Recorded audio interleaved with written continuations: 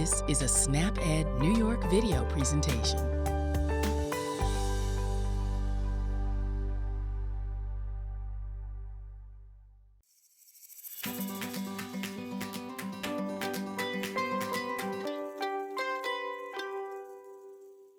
Hi, I'm Caitlin, SnapEd educator with Cornell Cooperative Extension, and today I'll be showing you how to make personal pizza. Think of a restaurant or fast food menu. Some of these foods can easily be categorized into one of the 5 food groups: fruits, vegetables, grains, protein, and dairy. And other foods are a combination of several food groups, making them mixed dishes. Having the right mix of all the food groups can help you be healthier now and in the future. But typically mixed dishes from fast food places are loaded with saturated fat, sodium, and calories. And eating too many of these foods can negatively affect your health and be a burden on your wallet. So to save money and eat healthier, we'll be making our pizza at home with this personal pizza recipe.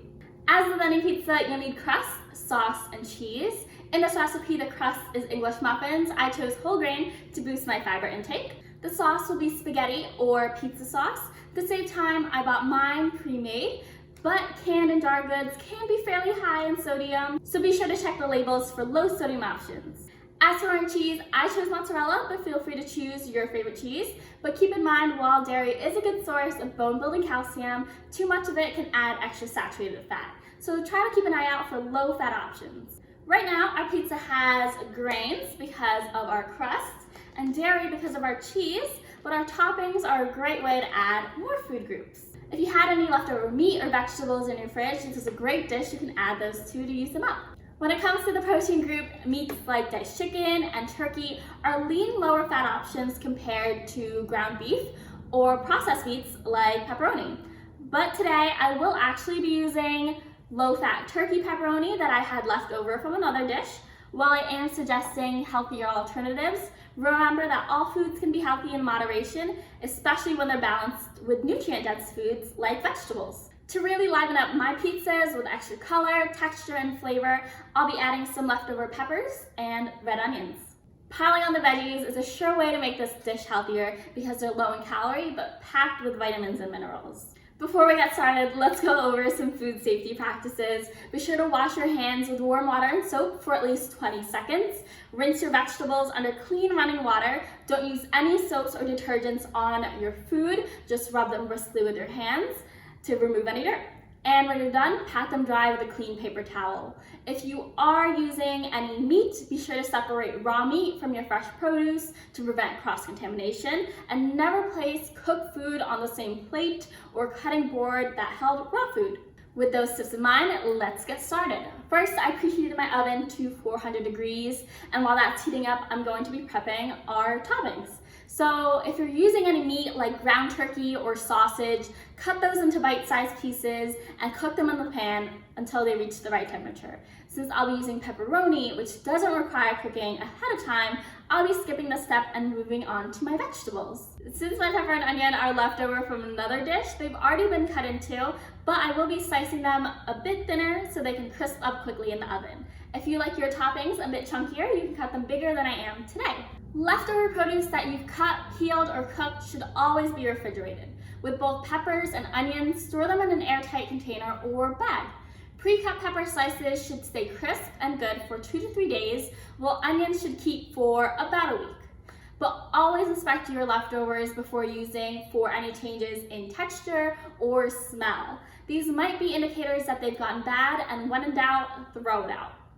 Now, making meals at home lets you have a lot more control over what's on your plate, especially when it comes to portion sizes and the amount of sodium and saturated fat in your food. It also allows you to be a little bit more creative with your dishes. You don't have to stick with the toppings I'll be doing today. Choose your favorite vegetables, fruit, or meat for your personal pizza, whether that be mushrooms, pineapples, tomatoes, spinach, or any other fruit and vegetable you can think of. With our toppings ready, it's time to start assembling our pizza. First, we do need to split our English muffins in half and just toast them lightly. This will make your crust crisp and stop it from getting soggy later. Pizza crusts are typically made using refined white flour with little nutrients and fiber, which makes it less filling than whole grain products. English muffins or even bagels are a great substitution because you can find whole grain varieties. Once our English muffins are toasted, we'll be topping each half with 1.5 tablespoons of our sauce, 1 tablespoon of our cheese, and 4 tablespoons of our toppings. And that makes 1 serving of personal pizza. Now, assembling your pizza is going to be the fun part, especially if you're with your family or a group of people. Lay out your English muffins, your sauce, your cheese, and your toppings in separate plates or bowls so everyone can make their own, and in the end, everyone will be left with a personal pizza with their favorite flavors. Similar to our pizzas, every person's version of healthy eating might look a bit different because of our preferences and maybe what we have available at our nearest grocery store.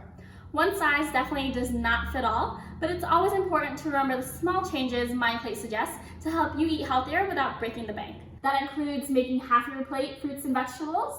This can be buying fresh produce that's in season, or buying canned olives or pineapples that are fairly cheap all year round. Or frozen broccoli that's less likely to go to waste since it lasts longer in your freezer.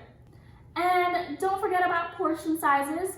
Overeating any food, whether healthy or not, can contribute to excess calories, so try to eat the right amount based on your calorie needs. Depending on the type of crust, the amount of cheese, and toppings you use, pizza can be a high-calorie dish full of saturated fats and sodium, or it can be a healthy and nutrient-dense dish. It all depends on the choices you make. Even with these healthy small changes, this recipe only cost me less than $10 to make 12 servings. Many of these ingredients can be used to make other dishes, and using leftovers from my fridge as toppings definitely saved me a few dollars. Once the pizzas are assembled, bake them in your oven for 5 to 7 minutes. When your muffin is lightly brown and the cheese is melted, take them out and let them cool for a couple minutes before eating. And here you have it, my personal pizzas. Home cooking can be healthier, cost less, and even create family time. This dish in particular is great for a fast dinner, lunch, or healthy snack.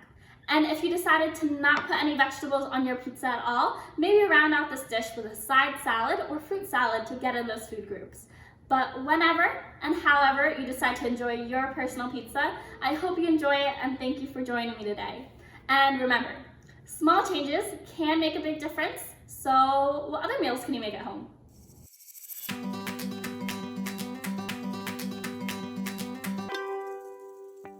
Thank you for joining us today. We know the healthy choice isn't always the easiest choice, but small changes can make a big difference. Start today by getting involved with SNAP Ed New York. This program is free for those who qualify or receive SNAP benefits. We want to help you save time, save money, and eat healthy. Learn how SNAP Ed can make a difference in your life.